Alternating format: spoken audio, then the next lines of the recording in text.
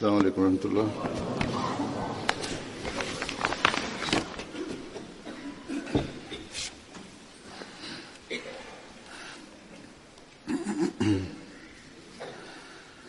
أشهد أن لا إله إلا الله وحده لا شريك له وأشهد أن محمدا عبده ورسوله أما بعد فأعوذ بالله من الشيطان الرجيم بسم الله الرحمن الرحيم الحمد لله رب العالمين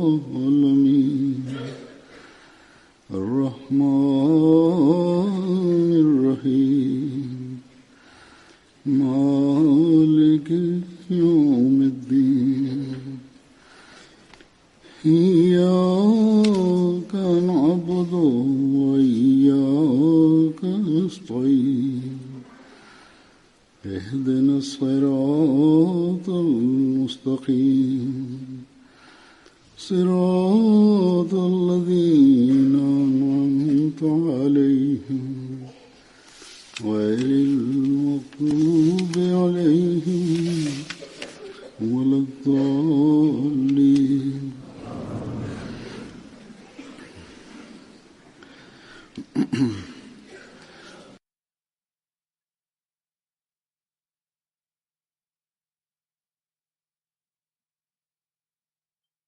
В прошлой пятничной проповеди я рассказал о некоторых примерах проявления достоинств сподвижника святого пророка саллаллаху алейхи вассалям.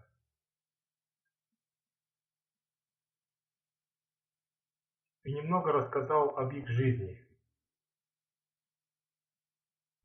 Я хотел рассказать больше, но по причине нехватки времени не смог этого сделать.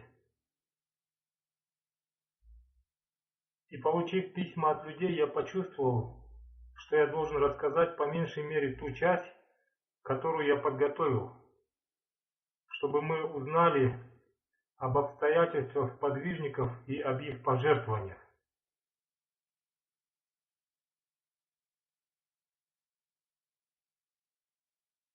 И с другой стороны, чтобы наше внимание обратилось к тому, чтобы мы приняли их примеры. И поэтому я расскажу об этом сегодня.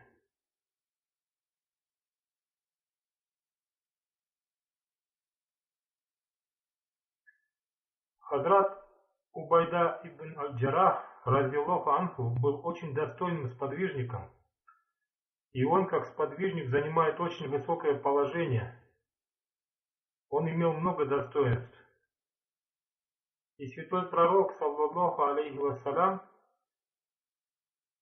даровал ему сертификат о том, что он был амином, то есть заслуживающим доверия. В повествовании рассказывается, что делегация из Наджрана попросила посланника Аллаха, саллаллаху алейхи вассалям, прислать к ним своего представителя как для сбора у них налога. Святой пророк, саллаллаху алейхи вассалям, сказал: «Я обязательно отправлю к вам человека, заслуживающего доверия». Услышав это, сподвижники с почтением сели, склонив головы, и стали ждать, кому святой пророк, саллаллаху алейхи вассалям, дарует эту честь.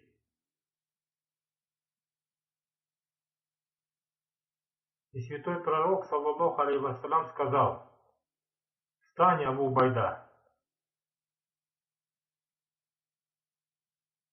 И затем он отправил его к ним.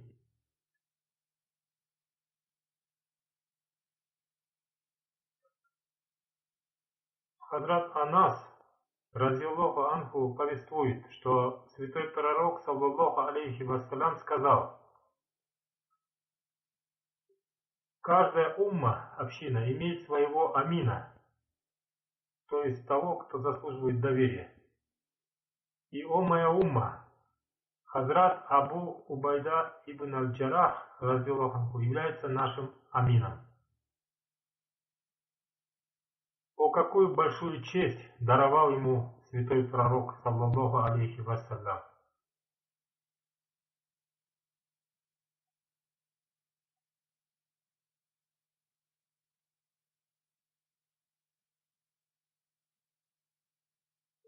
Затем вспоминается одно связанное с ним событие в битве при Ухуде, которое даровало ему высокое положение. В этой битве мусульмане сначала одержали победу, но затем, после того, как они покинули место битвы, неверные снова совершили нападение и стали забрасывать мусульман и святого пророка, саллаллаху алейхи вассалям, камнями. И несколько камней очень сильно поранили святого пророка, саллаллаху алейхи вассалям. Два кольца его шлема глубоко впились в его благословенную щеку.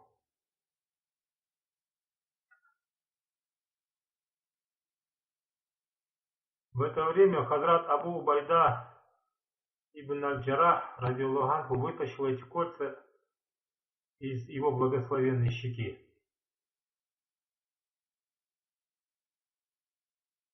Хазрат Абу Бакр радиаллаху анху повествует, что сначала он сильно потянул одно кольцо своими зубами, потому что они очень глубоко впились в благословенную щеку святого пророка, саллаллаху алейхи вассалям. И он так сильно потянул это кольцо, что даже упал и потерял зуб. Затем он начал тянуть своими зубами второе кольцо. И когда он его тянул, он потерял еще один зуб и сильно упал навзничь. Вот так сильно они впились в благословенное лицо святого пророка, саллаллаху алейхи вассалям.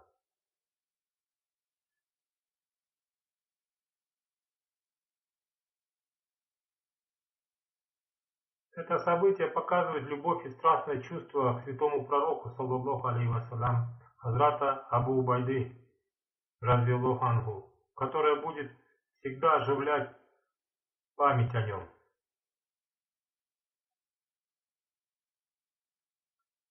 Люди в то время говорили: мы никогда не видели человека без двух передних зубов, чтобы он был настолько красив, как Хазрат Абу Убайда, радиаллаху анху.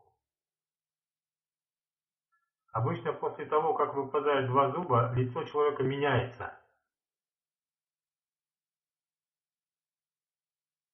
Но в данном случае, несмотря на отсутствие двух передних зубов, он стал еще красивее.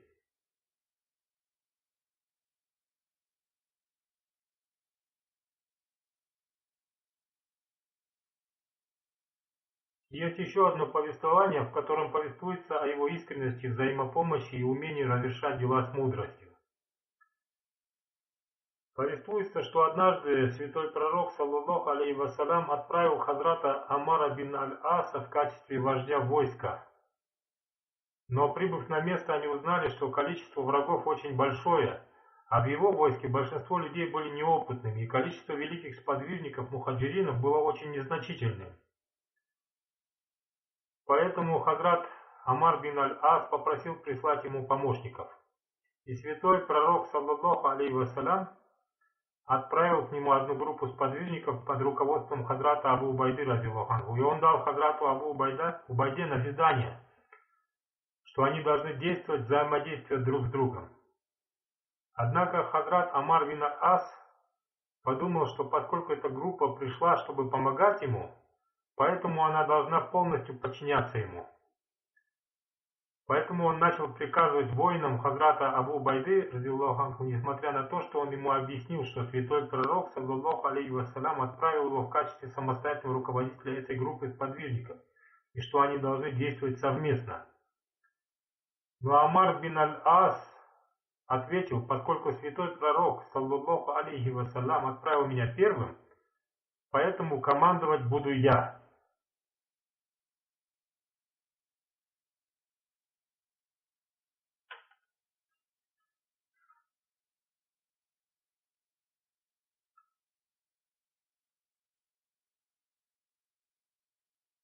И в этой ситуации, вместо того, чтобы начать дискуссию, Хазрат Абу Байда разияллаху анху сказал: хотя святой пророк, саллаллаху алейхи вассалям, отправил меня в качестве самостоятельного командира этого отряда, но вместе с этим он дал мне назидание о том, что мы должны сотрудничать. Поэтому с моей стороны вам будет оказано только содействие.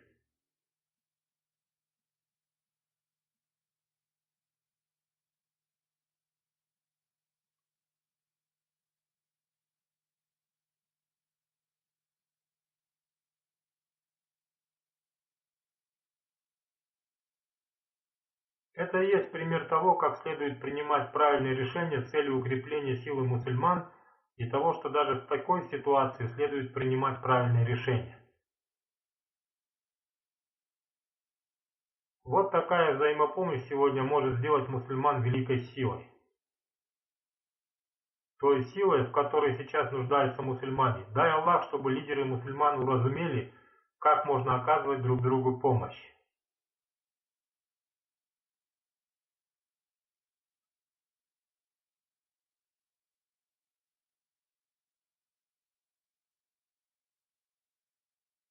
Есть еще несколько примеров из жизнеописания Хазрата Абу Убайды разияллаху анху о том, как справедливо управлять находящимися под твоей властью и как вызывать восхищение даже у противников. Когда римский император, собрав армию со всей страны, отправил ее на войну против мусульман, в это время командующим армией мусульман был Абу Убайда. Сначала мусульмане одерживали победы, они заняли много городов христиан, но потом римский император отправил еще одну большую армию, и после этого Хазрат Абу Байда, разияллаху анху, посоветовавшись со своими командирами, принял решение, что пока нужно выйти из некоторых городов. Но поскольку мусульмане после того, как одержали победу, уже взяли с немусульман налоги джизья, подушный налог, и харадж, земельный налог, он приказал вернуть им деньги и сказал: поскольку сейчас мы не можем вас защищать и не можем соблюдать ваши права, поэтому те деньги, которые мы взяли у вас в качестве джизьи, подушного налога и хараджа, земельного налога, мы вам возвращаем. И они вернули им эти деньги.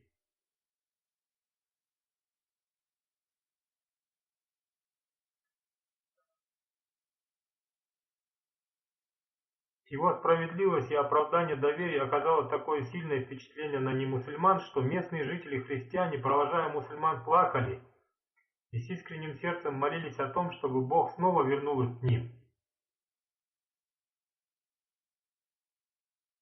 Вот какими были люди, которые после пребывания в обществе святого пророка, саллаллаху алейхи вассалям, установили такие уровни справедливости, которые раньше и даже сейчас невозможно представить. Сегодня гарантия мира во всем мире заключается только в проявлении справедливости и в оправдании оказанного доверия, а не в том, чтобы великие государства принуждали слабые государства следовать их желаниям. В ином случае они принимают против них какие-то действия, чтобы принудить их к этому.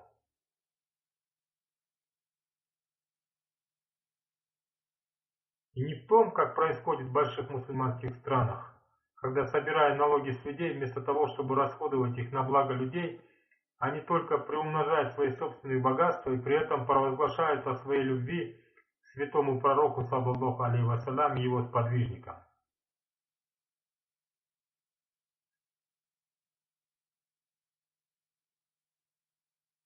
Хазрат Аббас, разияллаху анху, который был дядей святого пророка, саллаллаху алейхи вассалям, был очень щедрым человеком, поддерживающим родственные связи. Святой пророк, саллаллаху алейхи вассалям, сказал о нем: Аббас является самым щедрым из курайшитов и укрепляющим родственные связи. Услышав о себе эти слова, Хазрат Аббас, разияллаху анху, освободил 70 рабов. Вот таким был уровень щедрости этих людей. Следующий сподвижник — это Хазрат Джафар, радиаллаху анху, который был двоюродным братом святого пророка, саллаллаху алейхи вассалям, и родным братом Хазрата Али, радиаллаху анху. Он имел честь принять ислам в первые дни ислама. По причине сложившихся в Мекке обстоятельств он вместе с несколькими сподвижниками переселился в Абиссинию, Эфиопию.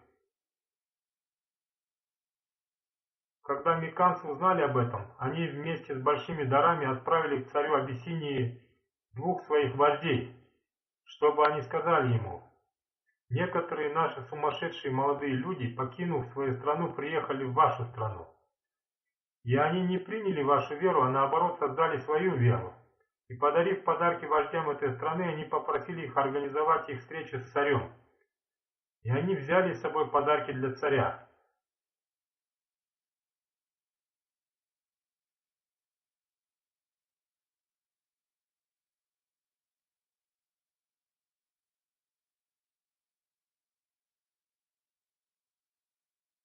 Когда все собрались там, царь Абиссинии позвал представителей Мекки в свой дворец. И, узнав об этом, мусульмане были очень обеспокоены, не зная, как он к ним отнесется.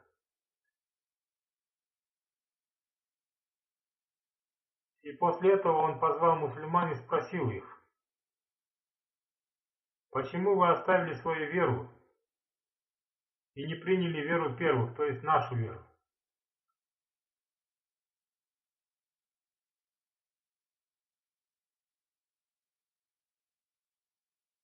В это время Хазрат Джафар, радиаллаху анху, от имени всех мусульман сказал: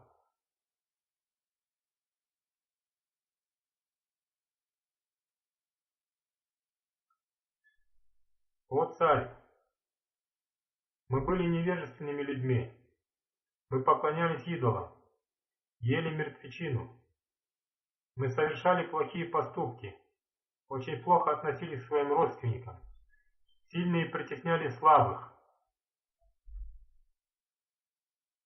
В это время Всевышний Аллах не спаслал к нам своего посланника, являющимся одним из нас. И мы хорошо знали его качество, благородство, правдивость, и что он заслуживал доверия и его чистоту. Он призвал нас к единобожию и поклонению одному единому Богу. И он научил нас тому, чтобы мы не поклонялись никому другому, кроме Бога, и не поклонялись идолам. Он научил нас хорошо относиться к своим соседям и учил нас проявлять правдивость и поддерживать родственные связи. И он запретил нам беспричинные ссоры и призвал избавиться от бессмысленных дел и от использования лжи и захвата богатства сирот. И он также запретил нам обвинять чистых людей. Он повелел нам, чтобы мы поклонялись единому Богу и веровали в Него, и действовали согласно Его повелениям. И по этой причине наш народ стал против нас, и он подвергает нас мучениям и притесняет нас. И когда эти мучения и притеснения достигли своего пика, мы, оставив свою страну, приехали в вашу страну и нашли здесь убежище, потому что ваша справедливость была широко известна. О царь, мы надеемся, что в вашей стране мы не будем подвергнуты притеснениям.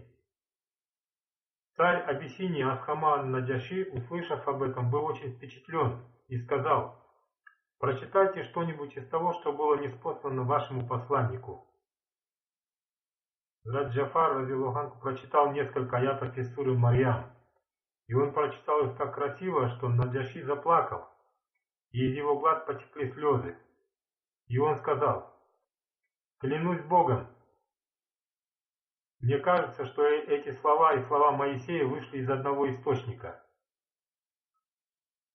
И, обратившись к послам Мекки, он сказал: я не отдам вам этих людей, они останутся здесь. А эти послы, посовещавшись, придумали еще один план и сказали царю: эти люди не верят в Иисуса согласно вашей вере, и они принижают его статус.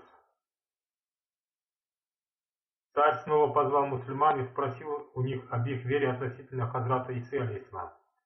Хазрат Джафар разияллаху анху ответил: об этом нашему пророку, саллаллаху алейхи вассалям, ниспослано, что Иисус, алейхиссалам, является слугой Аллаха и его посланником, который был дарован Всевышним Аллахом Деве Марии.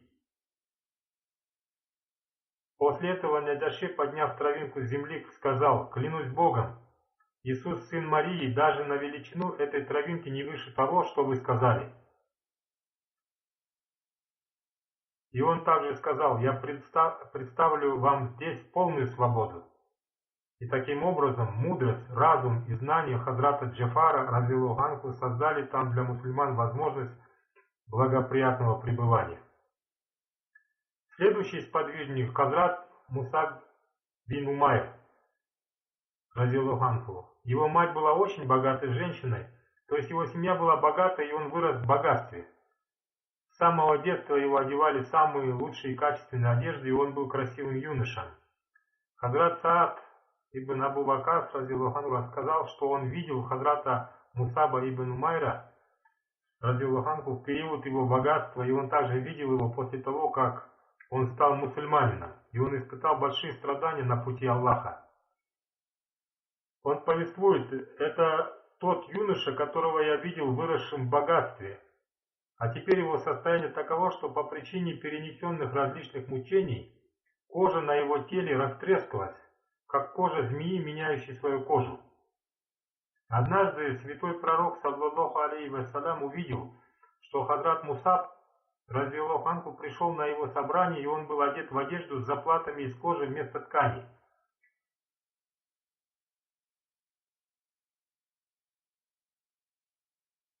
Сподвижники, увидев его в таком состоянии, сидели с поникшими головами. Многие из сподвижников раньше видели все его великолепие. Когда он пришел на собрание Хазрата святого пророка, саллаллаху алейхи вассалям, и поприветствовал всех саламом, то святой пророк, саллаллаху алейхи вассалям, ответил на его приветствие с любовью в сердце. И помня его в состоянии богатства и увидев его нынешнее состояние, из глаз святого пророка, саллаллаху алейхи вассалям, потекли слезы. И затем для поднятия его духа святой пророк, саллаллаху алейхи вассалям, сказал: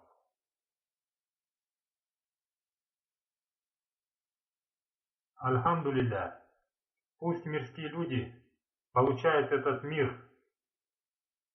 Мусаб ибн Умайр обрел мир будущий.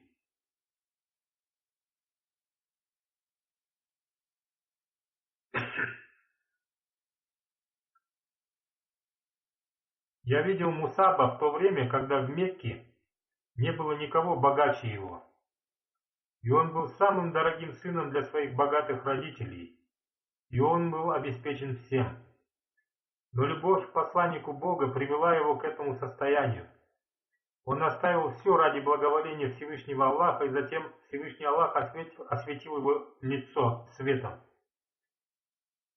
Хазрат Мусаб ибн Умайр разияллаху анху очень хорошо проповедовал, и он проповедовал с любовью. Он обращался к людям: слушайте мои слова, если они вам понравятся, а если они не понравятся, то не слушайте и уходите. И таким образом он доносил весть истины до других людей. И благодаря его проповедованию многие люди стали мусульманами.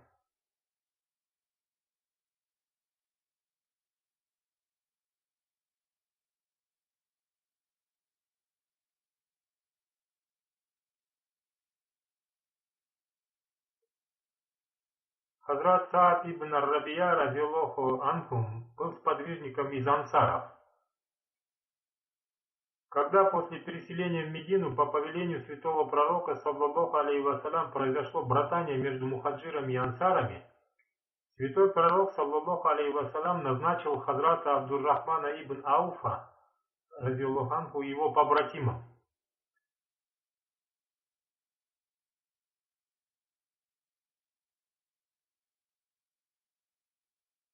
И он привел его в свой дом, оказал ему очень хорошее гостеприимство и сказал: для того, чтобы укрепить наше братство, я хочу даровать вам половину своего имущества. И он также сказал: у меня 2 жены, выберите одну из них, я разведусь с ней, и вы женитесь на ней. Хазрат Саад ибн Рабия ответил, радиаллаху анху ответил: пусть будут благословенны для вас ваше богатство, ваше имущество и ваши жены, и пусть Всевышний Аллах вложит свое благословение во все это.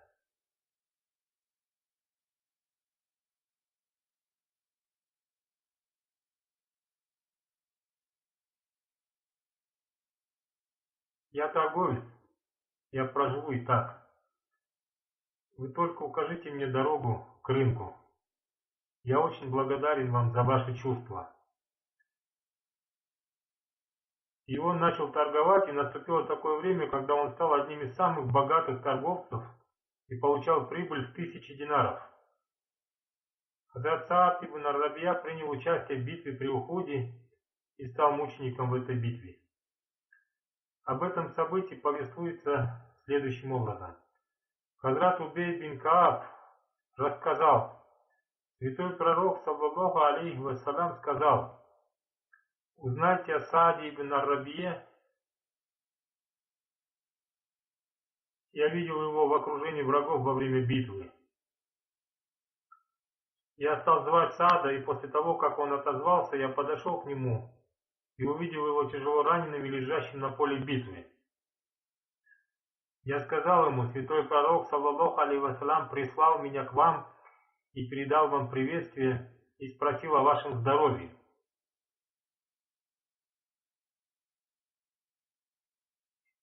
Хазрат Саад ответил: передайте мое приветствие посланнику Аллаха, саллаллаху алейхи вассалям, и скажите ему, что я получил сильные ранения от мечей и копий, и кажется, что я не выживу. Скажите ему: о посланник Аллаха, сколько бы ни было пророков до вас, и какое бы довольство своим народом они не испытывали, пусть вы будете испытывающим довольство своим народом больше их всех. И после передачи приветствия скажите моему народу: пока среди вас находится посланник Аллаха, саллаллаху алейхи вассалям, охрана его является вашим долгом. Помните, пока хоть один человек из вас останется живым, если он проявит слабость в его охране, то в судный день от него не будет принято никакого извинения. После передачи этого послания он покинул этот мир.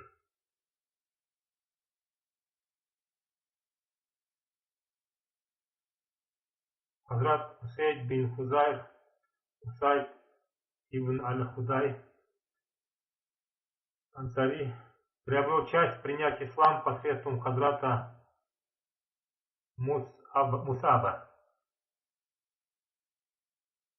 О нем говорится в повествовании, что он часто говорил: у меня есть 3 таких состояния, что если одно из них останется для меня навсегда, то я буду считать себя одним из пребывающих в раю.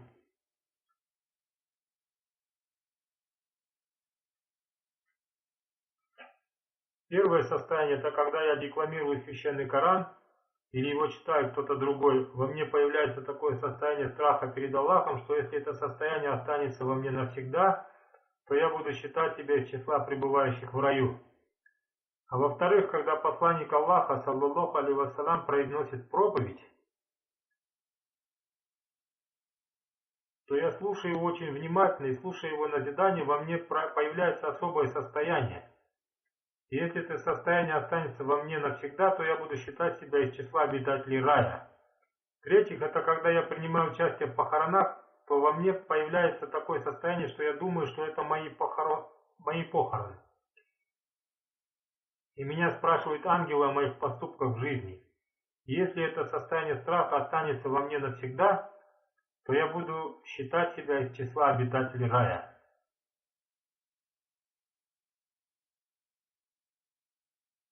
Это является признаком его страха перед Богом.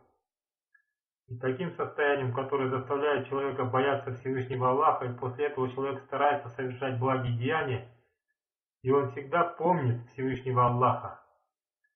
А что касается того, что у него часто появляется такое состояние, и после этого он считает себя из числа обитателей рая, то это означает, что он поистине из числа обитателей рая. и он, безусловно, является одним из обитателей рая. Я обрел благоволение Всевышнего Аллаха.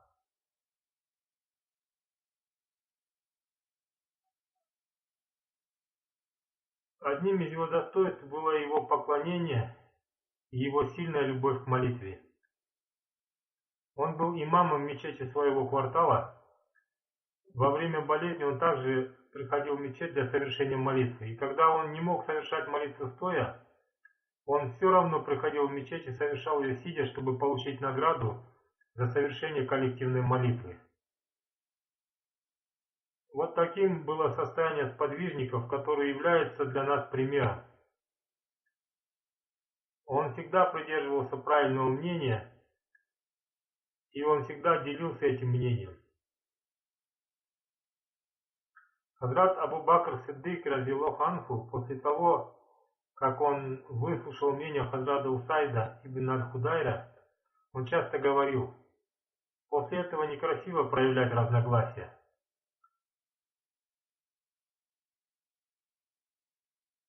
Он жил в период халифата Хазрата Абу Бакра Сиддика и Хазрата Умара разияллаху анху. И он умер в период халифата Хазрата Умара, и он показал пример необыкновенного повиновения халифату. Он был вождем племени Аус, и он сказал своему племени: какое бы из племени не разногласилось с жителями Медины, мы не должны этого делать, и нам следует принести обет верности Хазрату Абу Бакру Сиддику разияллаху анху. Затем был сподвижник Хазрат Убай ибн Кааб из Ансаров. Он регулярно совершал все молитвы за святым пророком, саллаллаху алейхи вассалям. В одном из повествований он рассказал об одном из назиданий святого пророка, саллаллаху алейхи вассалям, что после совершения молитвы фаджр он спросил о тех людях, которые не пришли на молитву, и затем сказал: две молитвы, молитва фаджр и молитва иша, кажутся очень тяжелыми для людей со слабой верой и лицемеров. Если бы они знали, какова награда за эти молитвы, то они обязательно участвовали бы в них, даже если бы им пришлось ползти на них на коленях.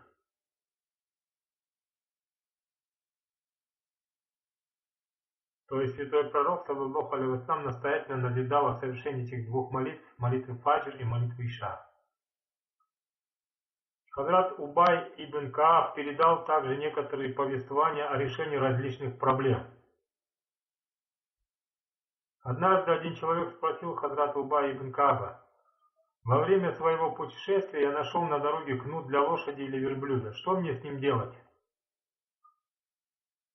Хазрат Убай ибн Кааб ответил: это всего лишь кнут, а я однажды нашел 100 динаров.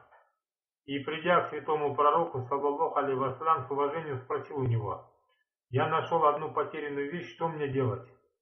Святой пророк, саллаллаху алейхи вассалям, сказал: объявляй об этом в течение года. Я нашел потерянную вещь, пусть ее заберет тот, кому она принадлежит. И после того, как я объявлял об этом в течение года и принес эти динары святому пророку, саллаллаху алейхи вассалям, он сказал: объявляй об этом еще один год. И после объявления в течение еще одного года никто так и не пришел за этими динарами. Я снова пришел к святому пророку, саллаллаху алейхи вассалям, и сказал, что уже прошел еще один год, и никто не пришел за ними.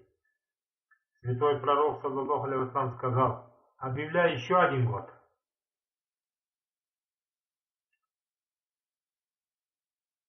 И когда после объявления в течение еще одного года снова никто не пришел, я снова пришел к святому пророку, саллаллаху алейхи вассалям, и спросил его, надо ли мне объявлять в течение 4-го года. Святой пророк, саллаллаху алейхи вассалям, сказал: теперь ты, несомненно, можешь использовать эти динары. Вот такие уровни богобоязненности установили сподвижники святого пророка, саллаллаху алейхи вассалям. Однажды он спросил святого пророка, саллаллаху алейхи вассалям: о посланник Аллаха, когда я возношу мольбу, мне хочется, чтобы большую часть своей мольбы я призывал на вас благословение, читал молитву Дуруд Шариф. Правильно ли, если 1/4 своей мольбы я буду читать Дуруд Шариф? Святой пророк, саллаллаху алейхи вассалям, сказал: Читай дуруд сколько хочешь. Если хочешь, то читай больше этого. Хазрат Убай ибн Кааб спросил: правильно ли будет, если я половину своей мольбы буду произносить дуруд? Святой пророк, саллаллаху алейхи вассалям, сказал: читай сколько хочешь. Если ты будешь читать больше половины, то это будет еще лучше. Хазрат Убай ибн Кааб спросил: если я буду читать дуруд 2/3 своей мольбы, то правильно ли это будет? Святой пророк, саллаллаху алейхи вассалям, ответил: читай сколько хочешь, но если ты будешь читать больше этого, то читай. Когда Хазрат Убай ибн Кааб проявил желание в свое сердце, сказал его посланник Аллаха: мне хочется, чтобы в своей мольбе я только призывал на вас благословение. На это святой пророк, саллаллаху алейхи вассалям, ответил: если ты большей частью своей мольбы станешь призывать на меня благословение, то Всевышний Аллах станет твоим утешителем и удовлетворит твои желания, и твои грехи будут прощены. И это твое действие станет причиной увеличения твоей степени перед Богом. Он очень любил читать священный Коран, и он часто декламировал его. Его качество сохранения доверия достигло в нем совершенства. Однажды святой пророк, саллаллаху алейхи вассалям, назначил его собирать закат и отправил его к ближайшим от Медины племенам Бани Азра и Бани Саад. Он рассказал: я пришел туда и собрал закат. Возвращаясь обратно, рядом с Мединой я встретил одного очень искреннего человека, который должен был заплатить в качестве заката за своих верблюдов однолетнюю верблюдицу. Я сказал ему: заплати закат в виде однолетней верблюдицы. Он меня спросил: как вы будете использовать такую маленькую верблюдицу? На ней нельзя ездить верхом и невозможно перевозить грузы. Вместо маленькой верблюдицы я дам вам в качестве заката молодую красивую верблюдицу, которая принесет вам пользу. Однако Хазрат Убай ибн Кааб ответил: мне лишь было оказано доверие, и я приехал сюда только для того, чтобы собрать закат. Я не могу забрать у вас молодую верблюдицу. А этот искренний человек настойчиво попросил: возьмите у меня молодую верблюдицу. Когда Хазрат Убай ибн Кааб предложил: ты сам иди к святому пророку, саллаллаху алейхи вассалям, и предложи ему эту молодую верблюдицу. Этот искренний сподвижник пришел к святому пророку, саллаллаху алейхи вассалям, и рассказал ему обо всем. И попросил его принять у него молодую верблюдицу в качестве заката.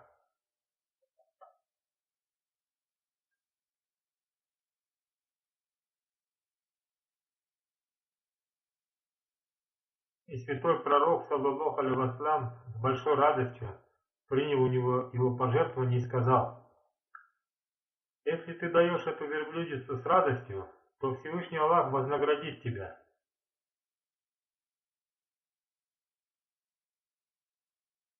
Хазрат Убай ибн Кааб был знающим человеком, и он обладал хорошим знанием священного Корана. На собраниях он произносил мудрые слова. Он обладал очень высоким положением. И также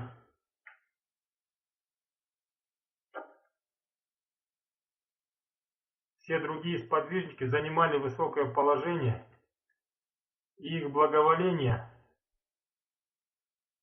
и их благословение продолжается и сегодня, и мы получаем пользу от их слов. Хазрат обетованный Мессия алейхиссалам изрек: что это было у святого пророка, саллаллаху алейхи вассалям, благодаря чему сподвижники проявили такую искренность, что они не только испытывали отвращение к поклонению идолам и Божьим созданиям, да и были полностью лишены желаний мирского.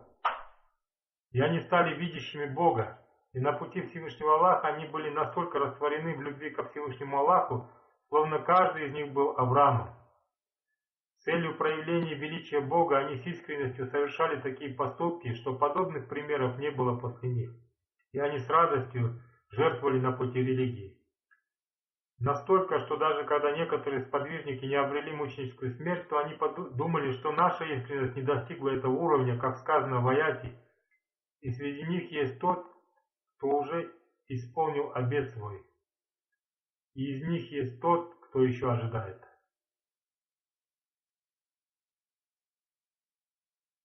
То есть некоторые стали мучениками, а некоторые еще ожидают, когда им будет дарована мученическая смерть.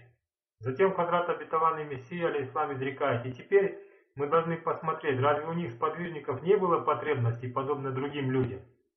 и они не имели любви к своим детям и другие отношения. Но эта страсть к мученической смерти на пути Аллаха сделала их словно безумными, и они отдавали предпочтение вере перед любой другой вещью. Затем Хазрат обетованный Мессия алейхиссалам изрекает: верующие курайшиты, находясь в Мекке, оказали помощь святому пророку, саллаллаху алейхи вассалям.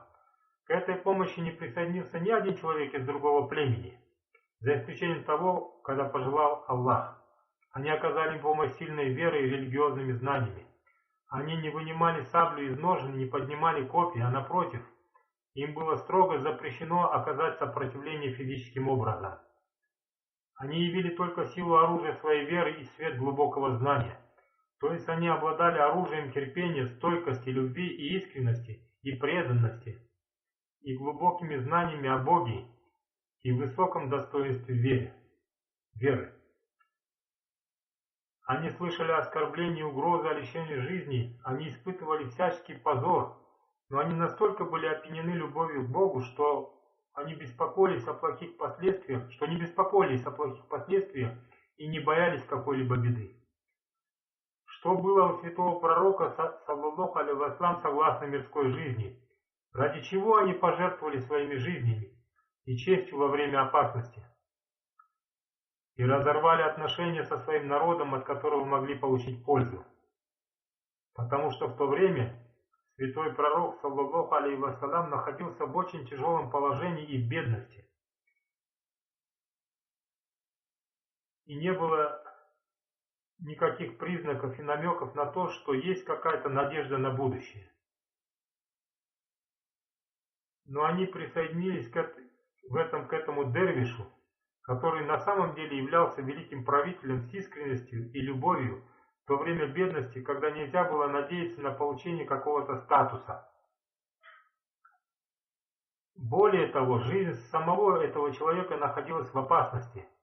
То есть вся эта страсть искренности у них была благодаря силе их веры, ради которой они пожертвовали своей жизнью, подобно человеку, испытывающему сильную жажду, стоя рядом с источником воды.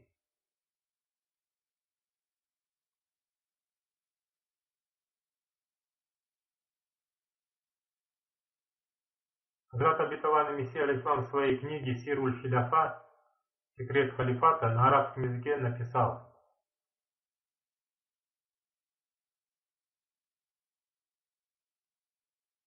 «Да помилует Всевышний Аллах людей, и да будет известно вам, что сподвижники посланника Аллаха, саллаллаху алейхи вассалям, подобны частям тела святого пророка, саллаллаху алейхи вассалям, и они являются гордостью человечества. Некоторые из них были подобны глазам святого пророка, саллаллаху алейхи вассалям, а некоторые были подобны его ушам,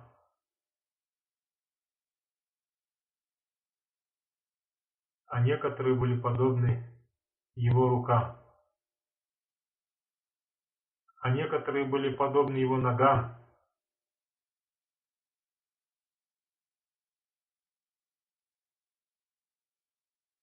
То, что совершали сподвижники, все это было совершено в соответствии с тем, как действуют эти органы. И их единственным желанием было обретение благоволения владыки всех миров.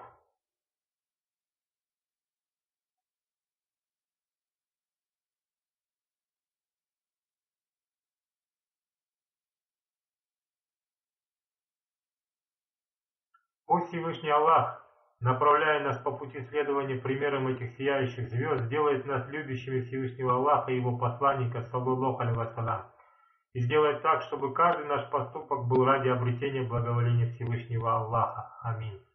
После джума намаза я проведу джаназа намаз за упокойную молитву уважаемой Ариши Дефинтулер. Она была женой Фахима Дефинтулер Сахиба из Голландии. В последние годы они жили в Бенине. 11 декабря 2017 года, когда она скончалась в результате сердечного приступа в возрасте 62 лет. Инна лилляхи ва инна иляйхи раджиун. После получения образования она работала в банке.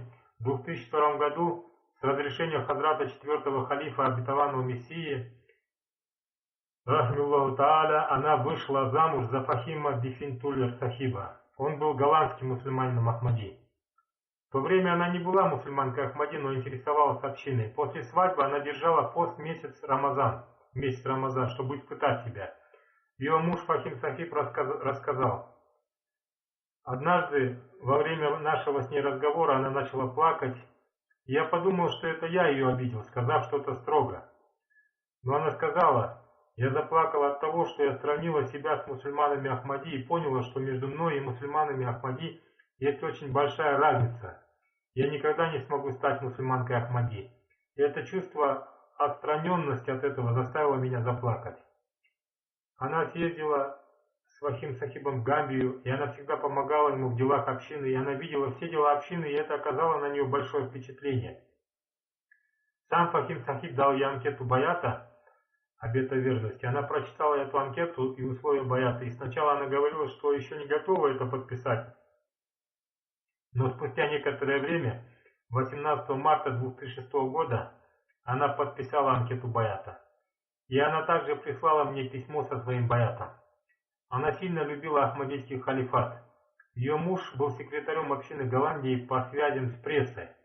Она помогала ему с переводами, и когда она услышала мою проповедь и о движении Аль-Васият, то сразу же вступила в это движение. Затем в 2009 году она вместе со своим мужем посвятила свою жизнь служению религии. И они поехали в Бенин, где и работали в детском доме под руководством организации Humanity First. Человечность превыше всего. На первый взгляд казалось, что это ее решение о служении было просто ее желанием, а не потребностью сердца, потому что у нее была хорошая работа в банке. Но она оставила эту работу. Главный миссионер общины в Голландии тоже хотел ей рассказать о том, какое тяжелое положение в Африке, и сказал ей, что там отсутствуют какие бы то ни было удобства, и чтобы она психологически была готова к этому. Но она ответила миссионеру: не говорите мне об этом, я твердо решилась на это после долгих размышлений. Ее родственники тоже советовали ей: если ты поедешь туда,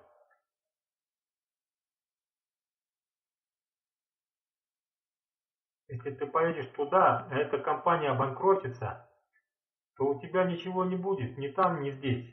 Они думали, что Ахмадият является какой-то компанией. Но она ответила своим христианским родственникам: не беспокойтесь об этом, Ахмадият это не компания, и она никогда не обанкротится. Бог даст. Вот такой крепкой верой она обладала.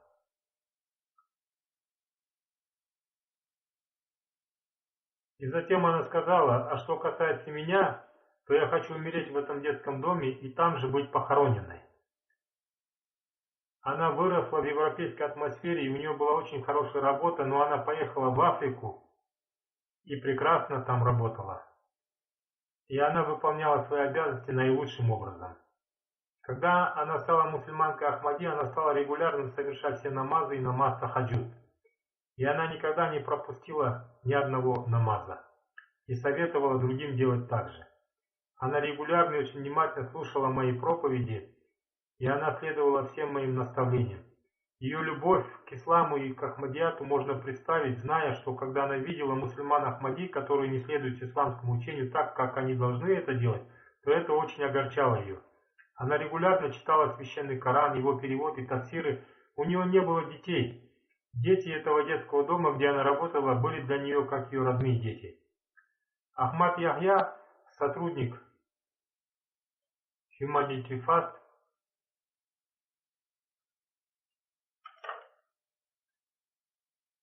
рассказал: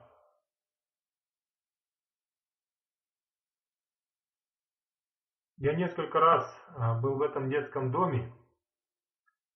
В нем были дети от 2 месяцев до 12 лет. Я увидел там, что 2-месячная девочка всегда была у нее на руках. Даже тогда, когда там находились все сотрудники детского дома. Если какой-то ребенок заболевал, то она очень сильно переживала за это, и она сама кормила его и давала ему лекарства. Если у ребенка были какие-то проблемы с учебой, это беспокоило ее, и она старалась ему помочь. Когда я спрашивала ее о ее личных потребностях, она всегда отвечала: «Я посвятила свою жизнь служению, и я благодарю Аллаха, что Он позволил нам служить и дал нам возможность служить сиротам. Мы очень рады этому, не волнуйтесь за нас». Если у детского дома возникала какая-то нужда, она всегда обращала наше внимание на это, чтобы эта проблема была решена.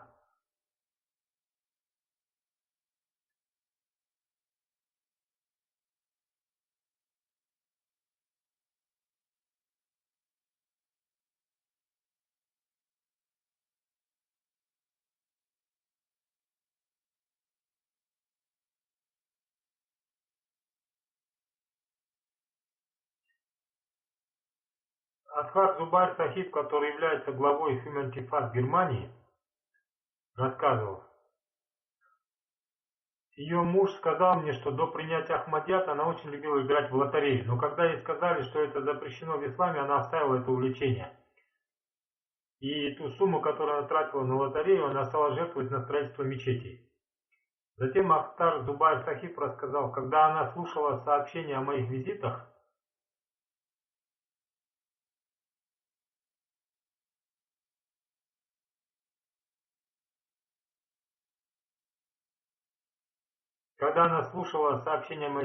это всегда вызывало в ней сильные чувства. Она была очень гостеприимной и поддерживала с людьми отношения с большим уважением и любовью. И по причине этой любви к людям ее называли «мама». Они всегда советовали с ней о своей личной жизни. Амир Сахиб Бенина написал: она всегда беспокоилась о своих взносах и регулярно их платила. Их районный миссионер рассказал: она 2-3 раза сказала мне: берите у меня взносы вовремя. И она всегда вовремя платила все взносы, и в первую очередь чанда васият. Когда я объявил о начале пожертвований на реконструкцию мечети Байт-уль-Футух, то она с большой радостью сделала пожертвования. Она всегда была в курсе своих пожертвований. Она служила в Ахмадийском детском доме Дар-уль-Икрам с большой преданностью и самоотверженностью. Маленьких детей она всегда носила на руках и сама гуляла с ними. После ее смерти ее дети поистине осиротели. Да простит ее Аллах и возвысит ее степени в раю.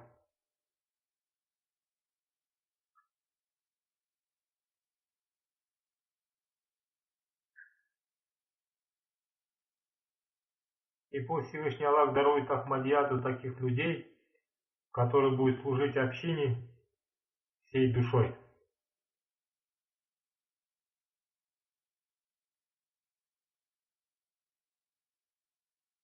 Аминь.